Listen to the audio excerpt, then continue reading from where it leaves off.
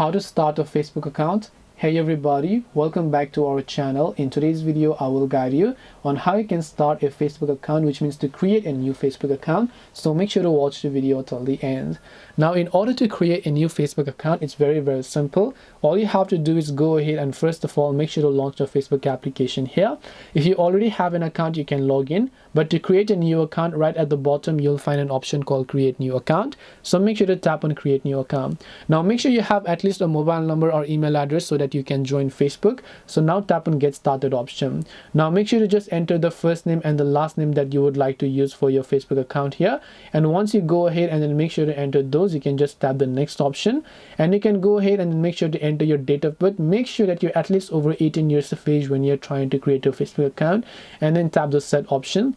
Now you can tap the next option, choose that your gender and stuff. You can tap on next and make sure to enter a mobile number if you have one, or if you want to sign up with email address instead, you can also tap on sign up with email address. Choose an email address from which you would like to create Facebook and tap on next, and then also choose to create a password. Verify the code that was sent to your email or phone number, and your Facebook account will get successfully created.